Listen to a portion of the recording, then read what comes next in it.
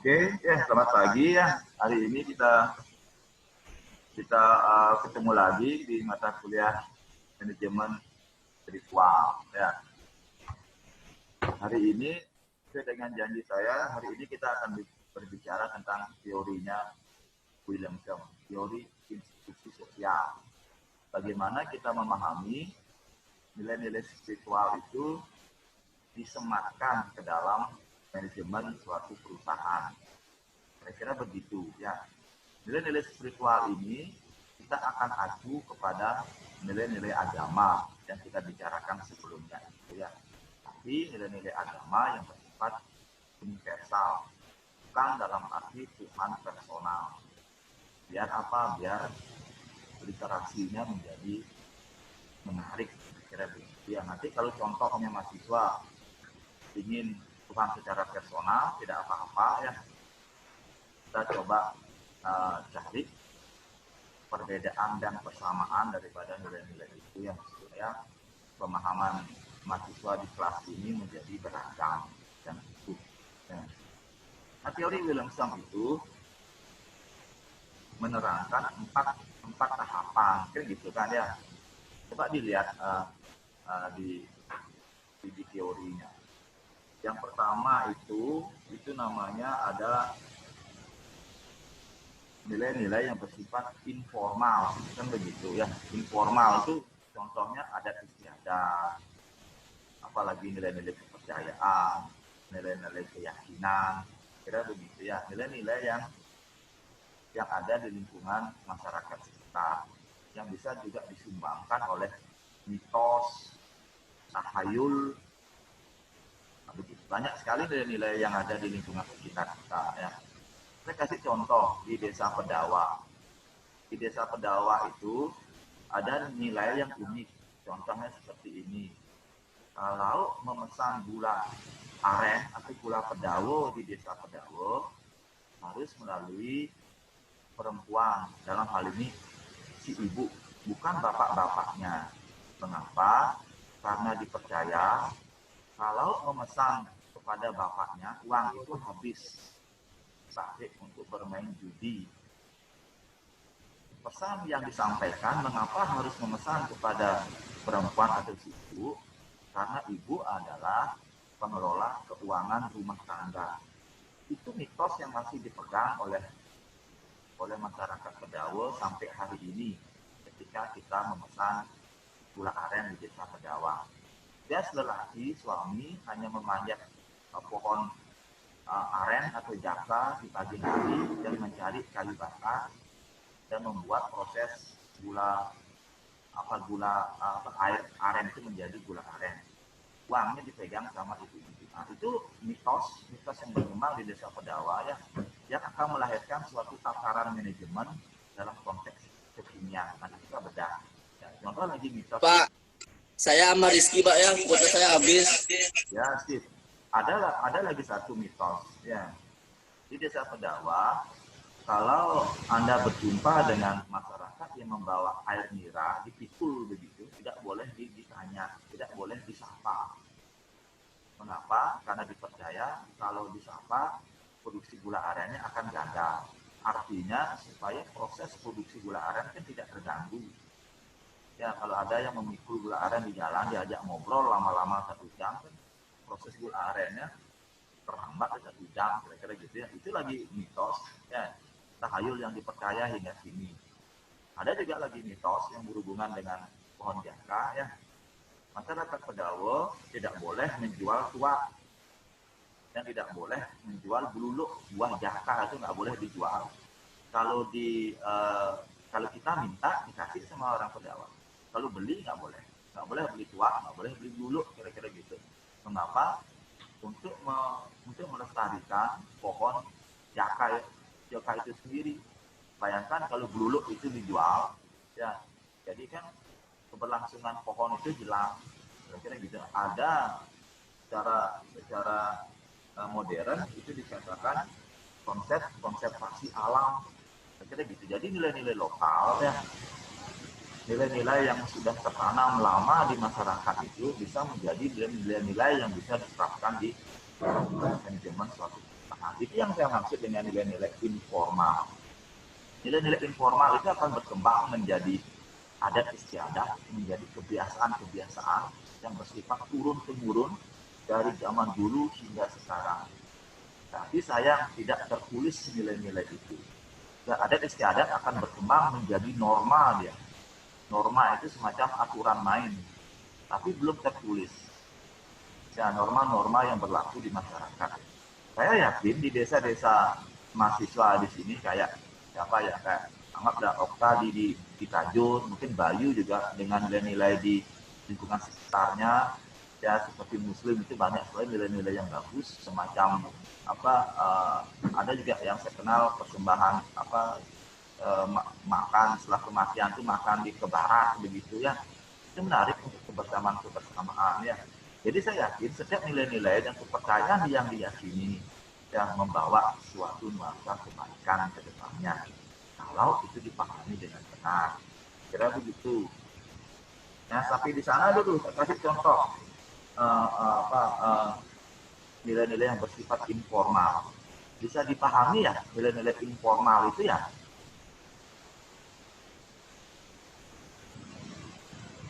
Bisa dipahami ya.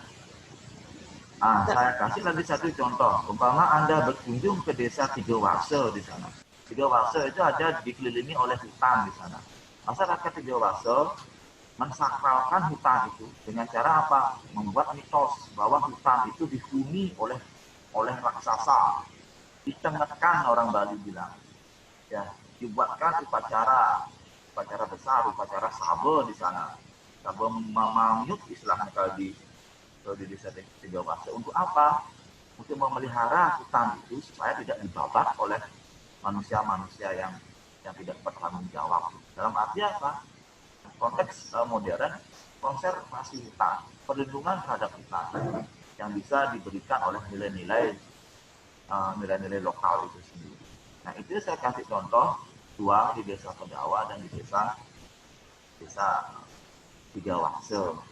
Ya, masing-masing wilayah pasti mempunyai nilai-nilai lokal itu. Bapak Anda pernah berkunjung ke desa Ambengan? Tahu di desa Ambengan ya? Di desa Ambengan itu mempunyai tradisi ada upacara dan upakara yang memakai korban rusa ya, rusa ditangkap di hutan.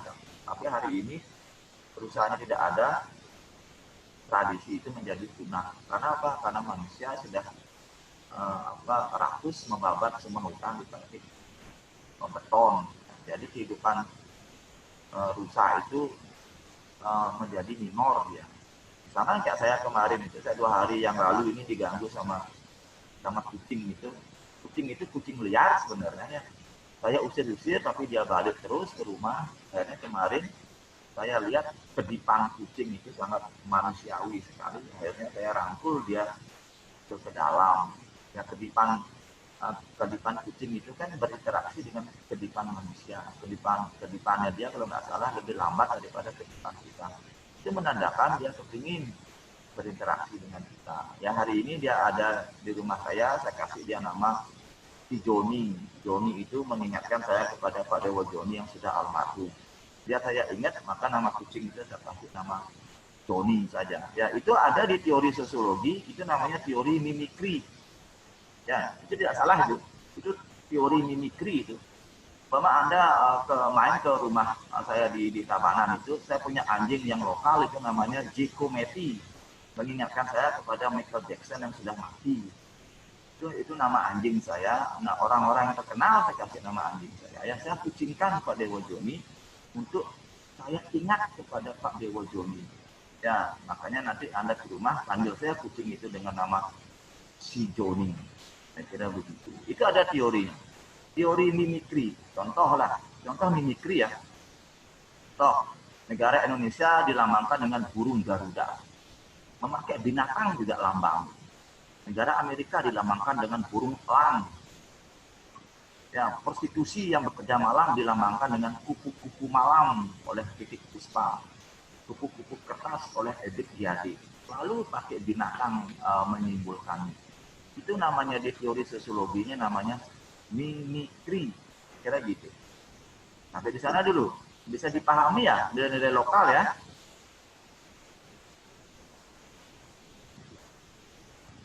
Bisa dipahami? Bisa, Pak. Atau ada pertanyaan? Saya kasih contoh lebih satu. Saya siapa di sini saya tunjuk ya. Saya tunjuk aja ya. Mungkin Loh apa nih? Loh Hari Apnyani. Bisa nggak Loh Hari Apnyani bercerita sedikit?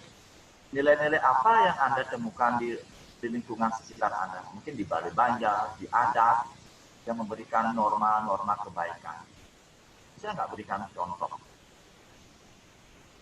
Contohnya kalau di pura tuh bisa, Pak. Silakan. Di sini di desa saya kan di Pura Jayaprana adanya itu kepercayaan di sini tuh kita nggak boleh sembahyang sama pasangannya. Padahal kan bisa aja Pak ya itu untuk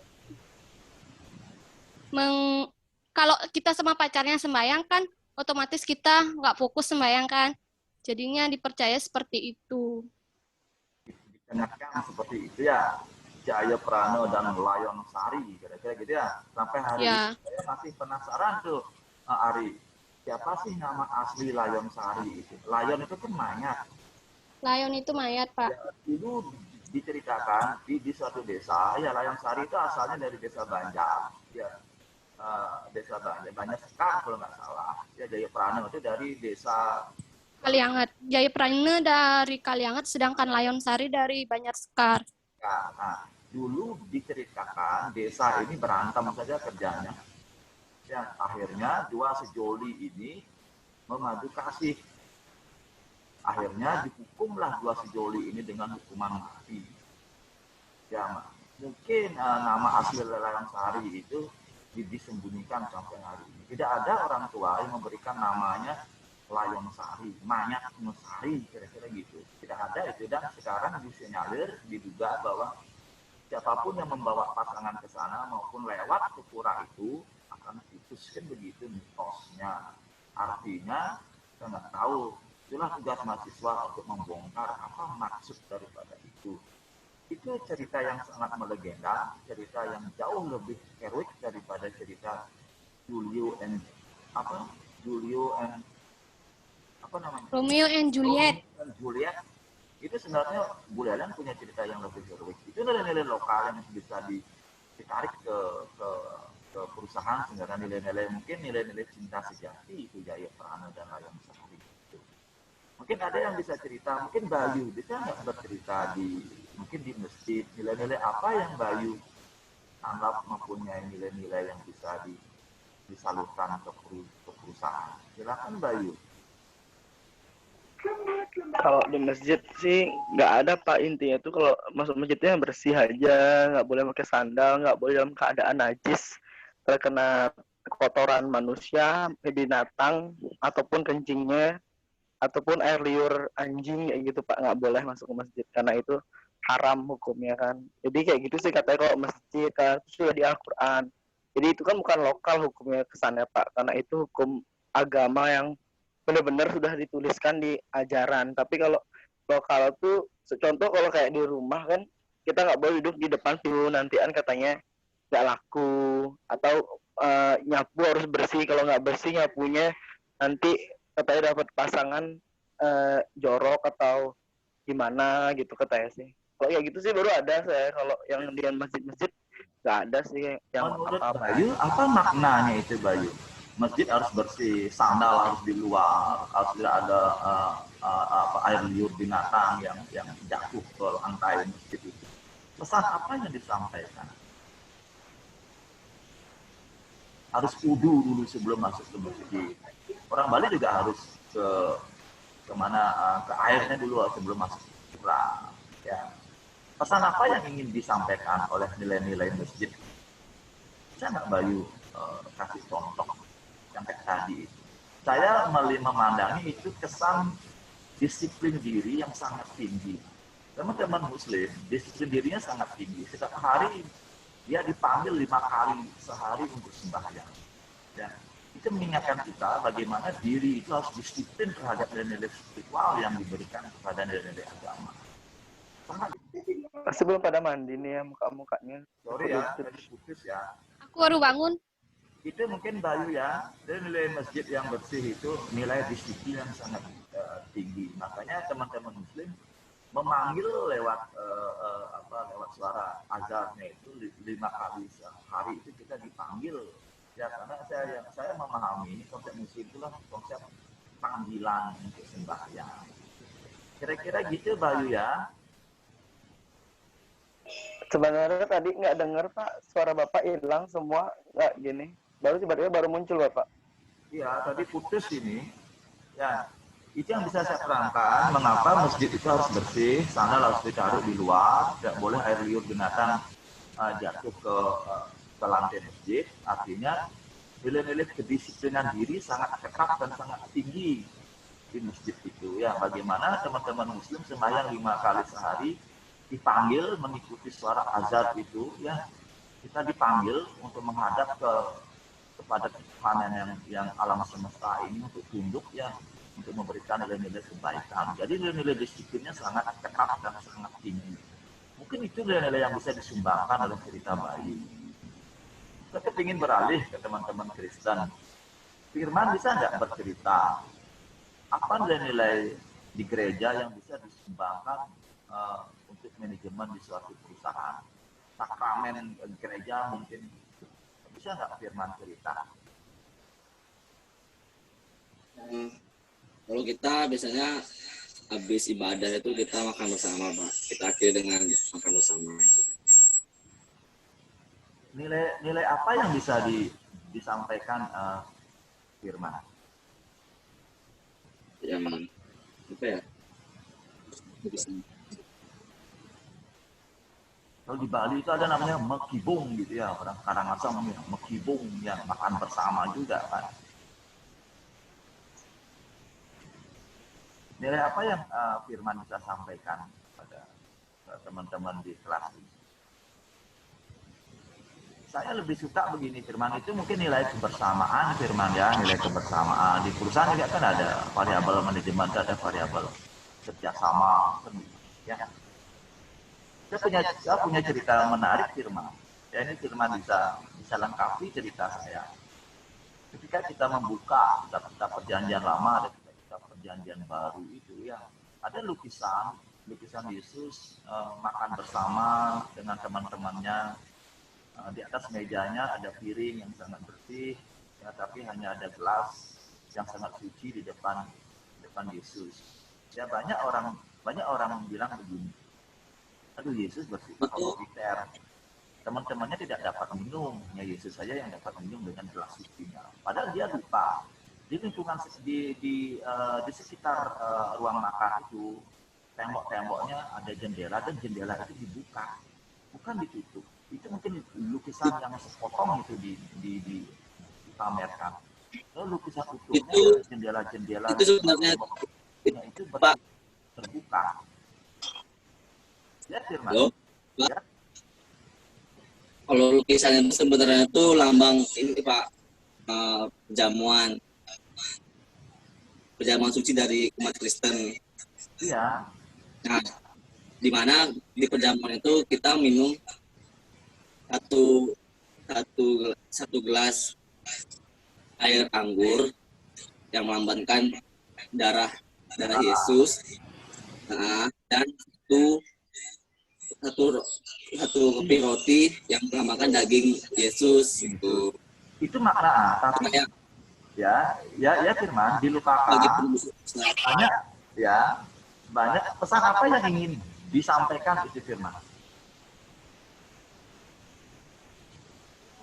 Kita selalu mengingat akan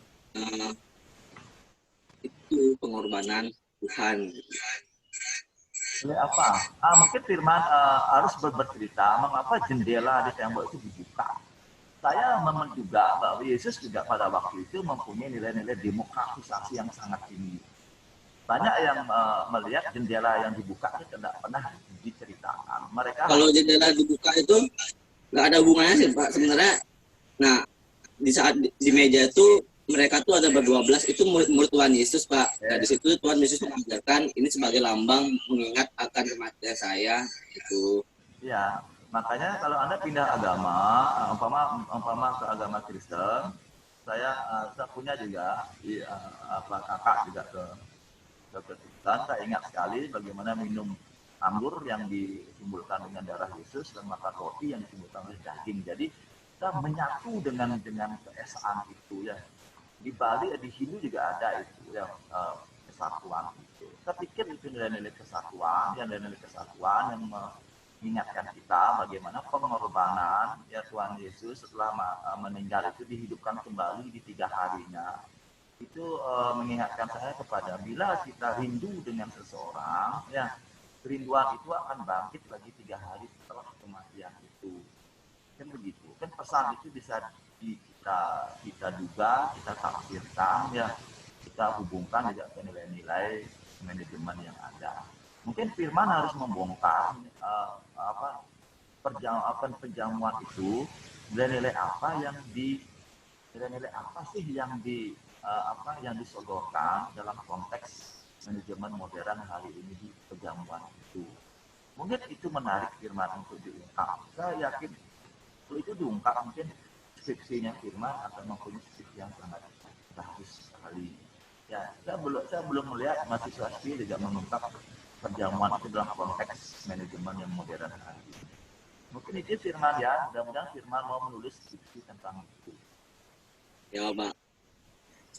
Ada orang Buddha di sini, bisa nggak bercerita sedikit nilai-nilai yang disumbangkan oleh teman-teman Buddha di Haran ataukah teman-teman Konghucu di Konco? Ada mau yang bercerita di desanya nilai keunikan apa yang bisa disumbangkan oleh kebaikan ini? Ada mau cerita lagi sebelum saya ke berikutnya? Kalau di Buddha tuh gini dia Pak, biasanya kayak menikah gitu tuh ada jamuan minum teh. Kalau di keluarga saya sih jamuan minum teh sama menikah ntar disuapin sama yang nikah. Tapi kalau disuapin pakai gelasnya itu harus kasih kado kayak nikah, kayak soma, cincin, kalung, barang berharga kayak gitu sih. Kalau saya tahu. Jadi setiap menikah gitu. Apa maknanya? Maknanya tuh mungkin mendoakan, mendoakan ya? Apa maknanya, Nak? Hah? Tanda pernikahan gitu. Enggak, maksudnya kalau yang pas minum teh itu apa maknanya? Biar ngapain? Oh, kalau misi berdoa Pak, biar panjang umur, biar gitu, biar langgeng, misi kayak gitu deh pokoknya. Oh ya, kembali lagi ke doa yang pertama dibuat oleh semua agama ya. Doanya begini, doanya. Jauhi dari musibah, dekati dengan rezeki. Begitu kan? Ya, jauhi dari musibah, dekati rezeki. Kenapa semua begitu kan? Ya, jadi ada nilai-nilai universal yang bisa kita toreh di dalam perbedaan setiap norma, di dalam setiap perbedaan adat istiadat yang disumbangkan oleh tradisi mungkin, yang disumbangkan oleh agama mungkin. Kita tarik nilai-nilai universalnya. Sekali saya ulangi bahwa perbedaanlah yang menyatukan kita sebagai manusia dalam konteks manajemen uang. Ada spirit di sana. Saya kira gitu, ada semangat di sana. Yang semangat itu apa? Semangat untuk menjadi lebih baik dari hari kemarin. Kira-kira gitu lah. Sebelum saya lanjut yang nomor 2, dari tingkatan institusionalnya si Williamson. Ada yang mau sumbangsi nggak? Lagi satu cerita di desanya atau di lingkungannya. Nilai apa yang Anda lihat yang bagus? Ada nggak? Panji mungkin, Sumiase, Kadek Dharma, Dena, Sulasmi, siapa? Kadek Santika, silahkan. Yuli mungkin Yuli, mau nggak cerita? Siapa lagi di sini? Nilai apa yang ingin disumbangkan kepada apa dari nilai-nilai yang ada di masyarakat. Yuli, ayo Yul. Kalau di desa saya tuh biasa aja, Pak. Biasa apa kayak Maksudnya ya kayak desa-desa lainnya nggak ada yang gimana bilangnya, nggak ada yang menarik gitu. pasti ada yang menarik. Coba Anda cerita satu Yuli. Yang Yuli tangkap dari panca indrawi Yuli itu apa? Tentang norma-norma di desanya Yuli. Kalau di desa ibu saya, Pak, ya, di Salat gitu. Kalau semisalnya sembahyang ke pura gitu, itu tidak diizinkan untuk pakai baju sembahyang itu selain baju putih. Dan pakai kamen tuh nggak boleh pakai kamen jadi gitu sih, Pak, setahu saya. Apa begitu Yuli? Nah, itu saya kurang tahu, Pak. Nah, itulah tugas Yuli untuk mengungkap nilai-nilai norma. Itu ya, putih mungkin simbol mungkin suci, kalau dibawa ke mata angin putih itu warna putih terletak di timur dengan betara suara kan begitu. Kalau dilihat dalam konteks Dewata Nama Sanor kan begitu. Ya, saya nggak tahu maknanya. Itulah tugas Yuli untuk membongkar ke permukaan mengapa seperti itu. Kan itu bagusnya ya. Kalau nilai-nilai putih itu dibawa ke manajemen, mungkin putih itu berarti tidak ada korupsi, bersih, good, gak tenang, kan gitu. Ya ditarik garisnya. Saya kira gitu Yulia, dicari Yulia, mengapa putih ya? Ya, Pak. Ada lagi, Dian, ada Eka Wartawan mungkin. Dewi Opia, Sulasmi, silakan Sulasmi. Iya. Kalau di desa saya tuh ada sih Pak yang menurut saya unik ya. Yang pertama itu ada satu pohon Pak, itu usianya udah ratusan tahun. Nah di pohonnya itu kan dinamain pura gitu katanya, nama puranya itu dalam sakti tapi nggak ada puranya. Dan itu saya tanya kan ke masyarakat di sana, katanya nggak boleh buat suatu pura gitu loh Pak. Cuman pohonnya tuh aja udah dianggap pura katanya gitu. Terus kalau misalkan ada orang yang mau bersumpah apa tuh di sana, nggak boleh katanya. Kan biasanya ada tempat-tempat sakral tuh kalau misalkan kita mau bersumpah kan, atau misalkan mau sesangi kan boleh kan Pak ya, tapi kalau tempat itu nggak boleh ya Pak. Bagi Sulasmi, mengapa pohon itu tidak boleh tergantikan? Zaman dulu saya cerita ya, zaman dulu sebelum ada pelinggih-pelinggih seperti ini di Bali, itu namanya bebaturan dalam bentuk batu dia semua. Ya, ini pohon. Ya, pohon. Kalau di dalam konteks nilai agama itu disebut dengan agama aseli kan. Minggu lalu saya jelaskan kan, bahwa setiap bentuk wujud daripada di alam ini ada rohnya. Kan begitu. Ya mungkin Sulasmi bisa bongkar mengapa pohon? Karena pohon secara pengetahuan itu memberikan sumber kehidupan, memberikan oksigen kepada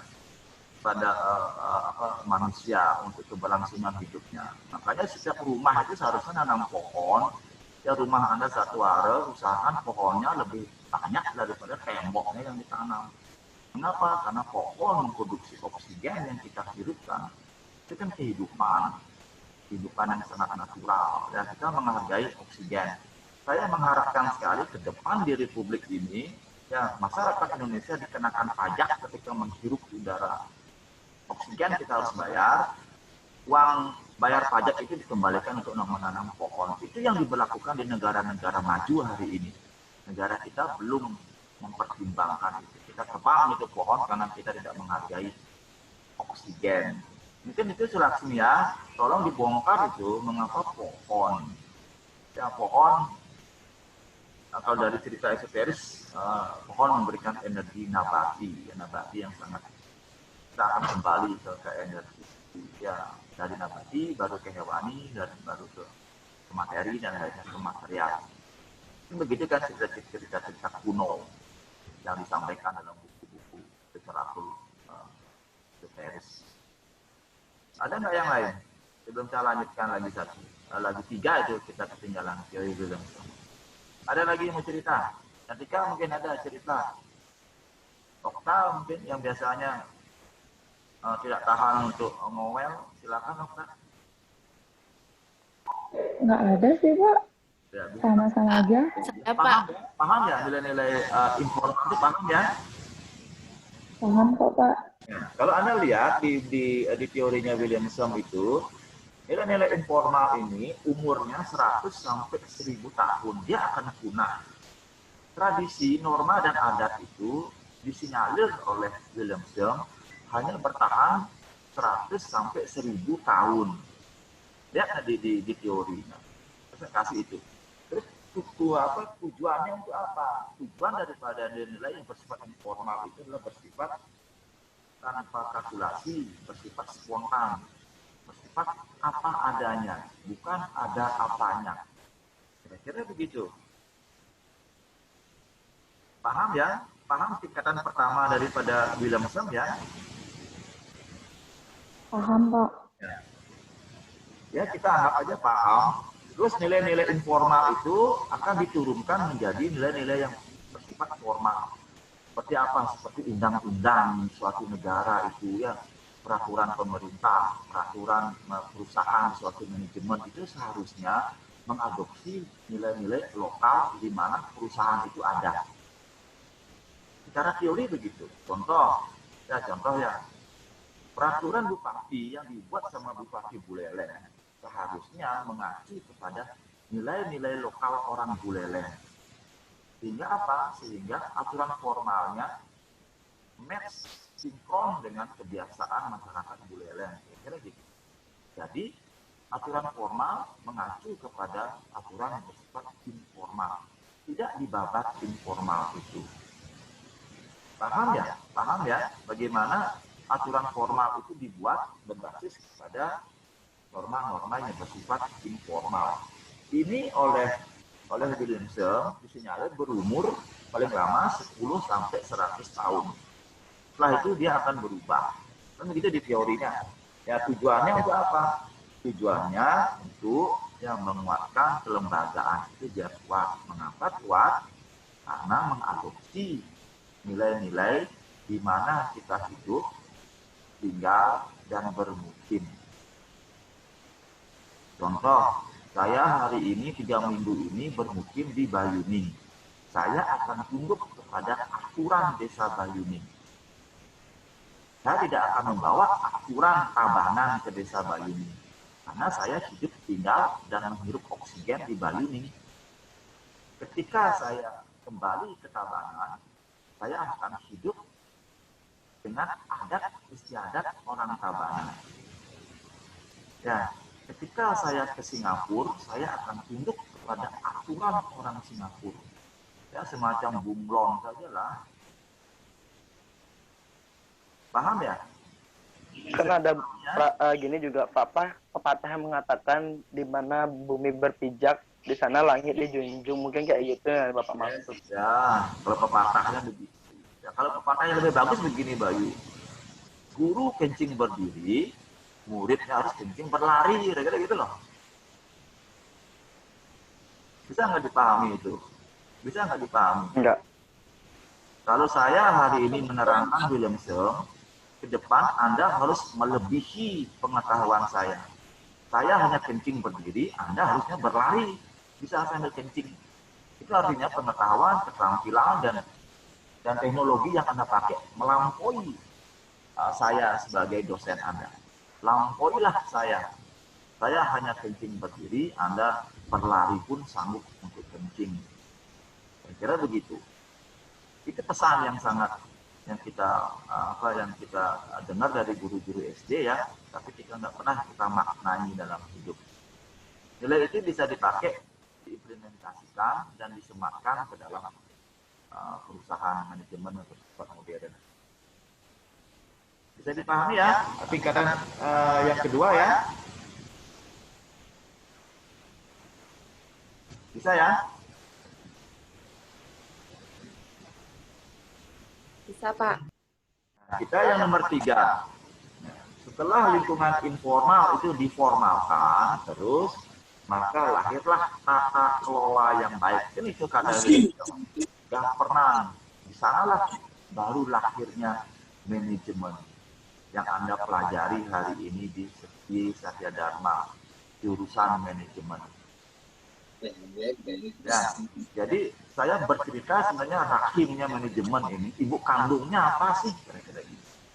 Ibu kandungnya adalah adat istiadat, normal, nilai-nilai kepercayaan yang dulu informal, terus diformalkan, disepakati untuk berlaku, habis itu dia akan menuju kepada tata kelola yang baik suatu perusahaan.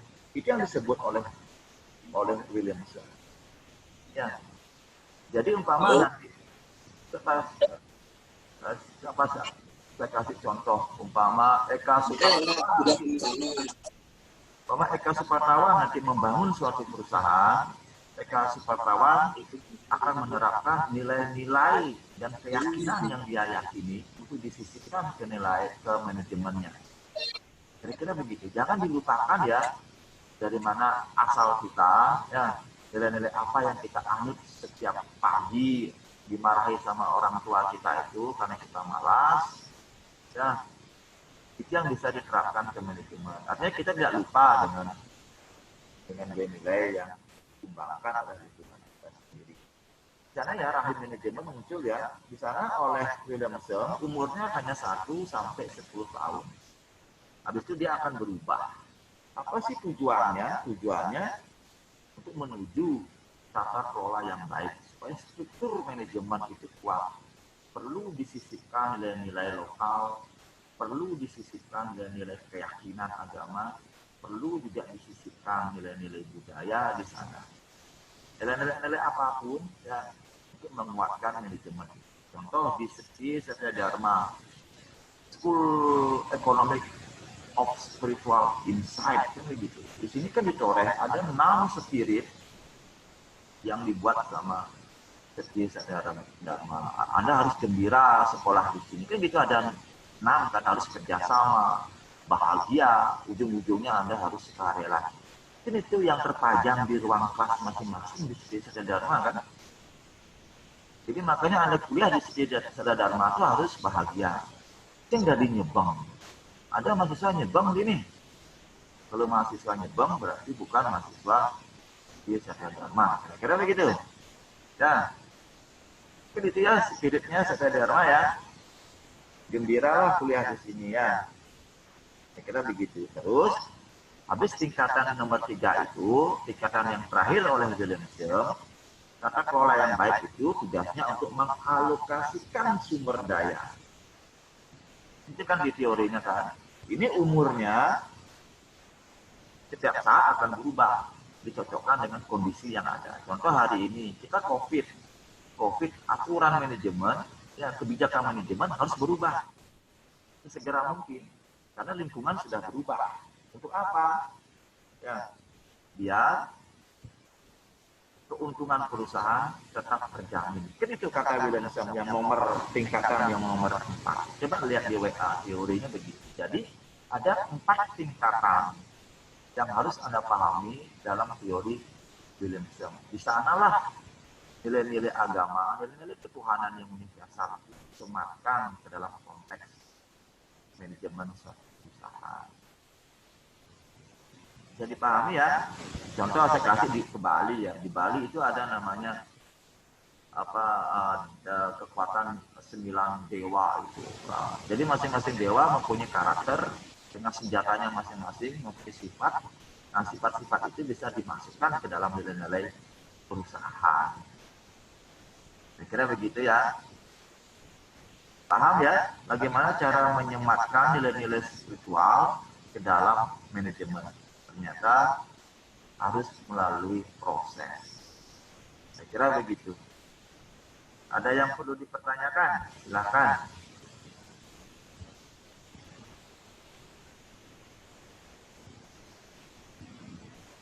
Ada?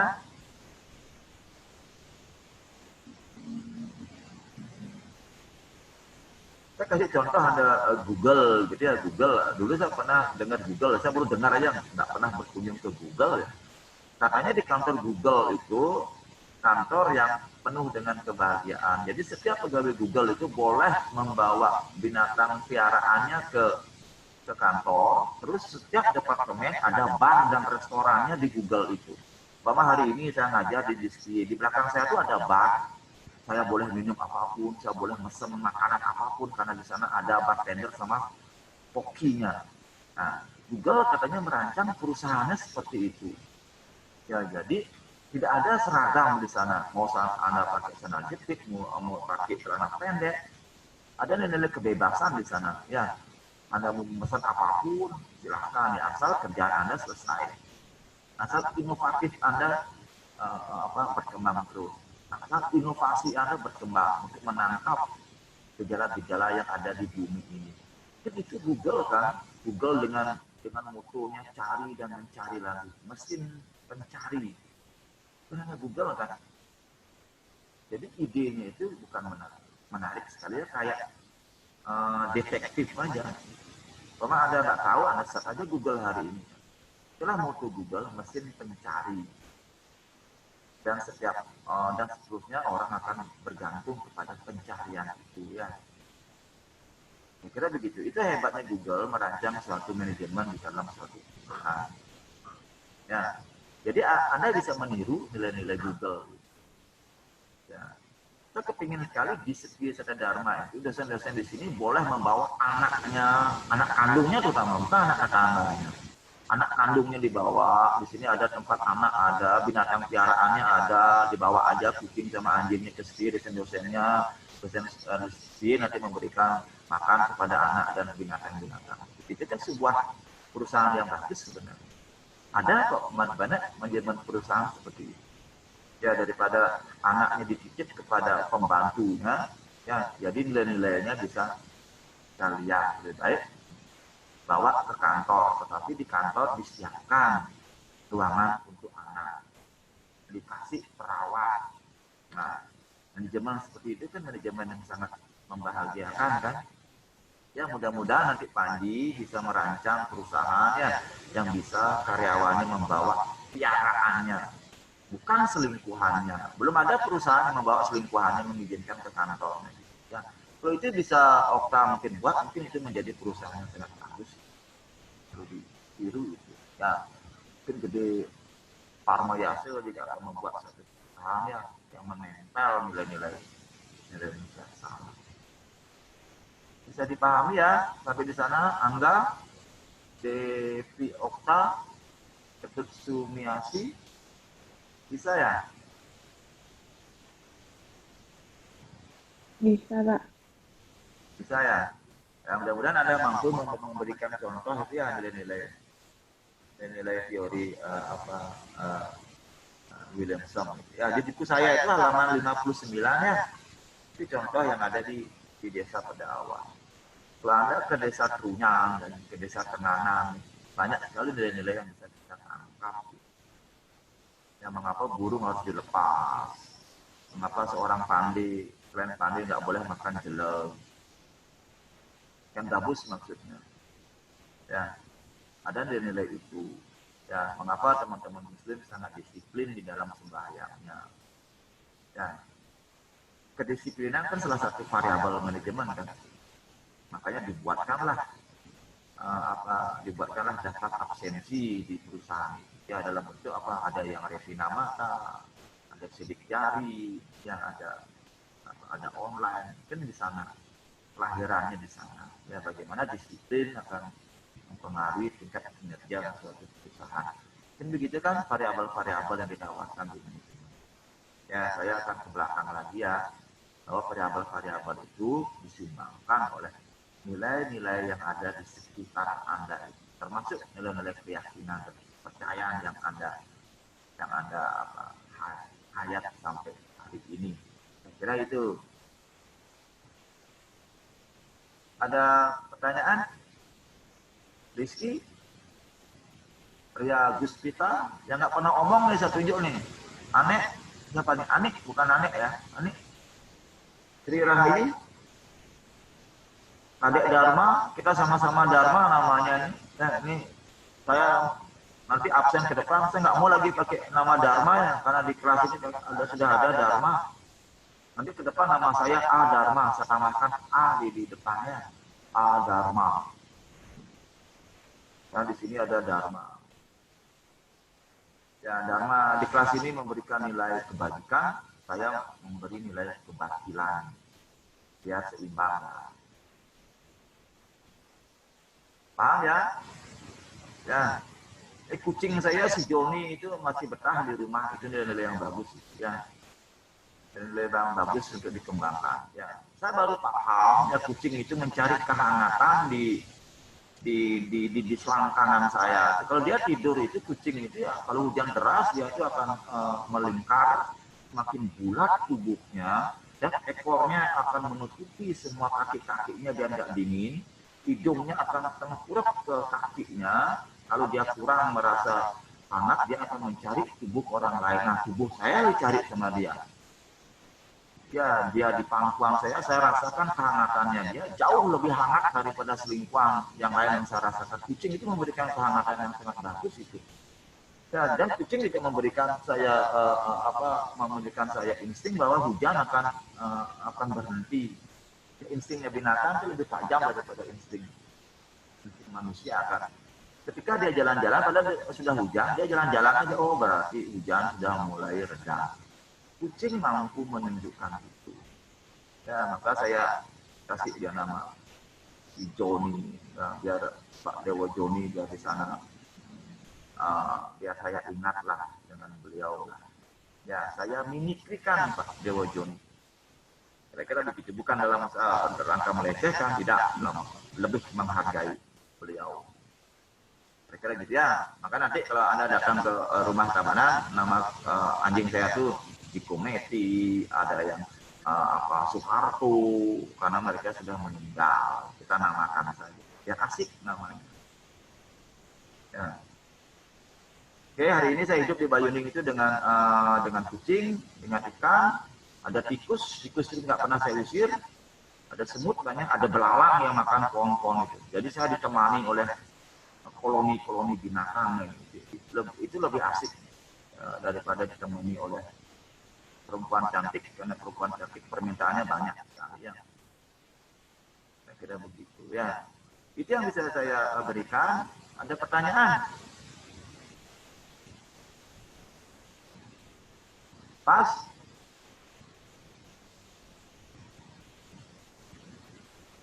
Pas bro?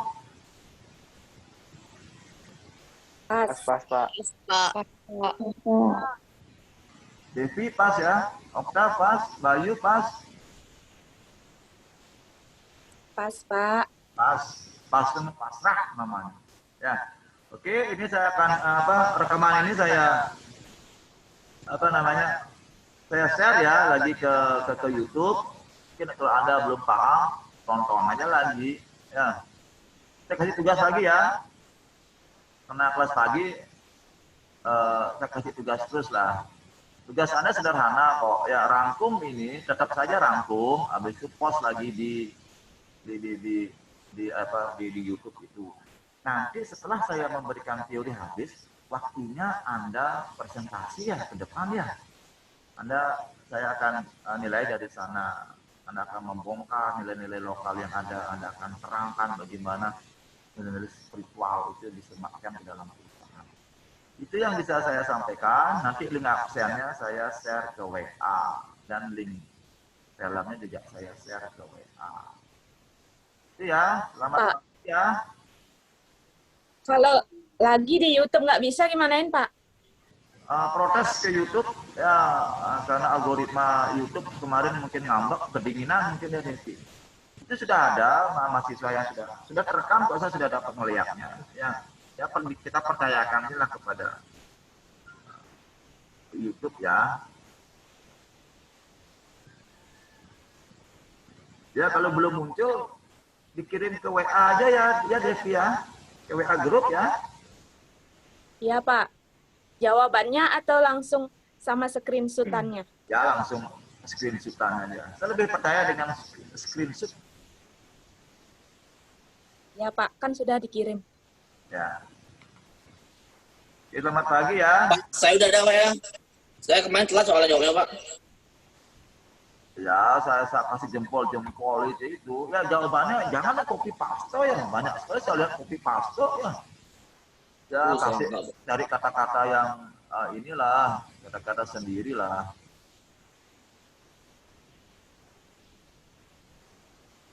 Sip ya, segitu aja ya. Selamat pagi. Pagi, Pagi, Pak. Pak. Selamat pagi, Pak.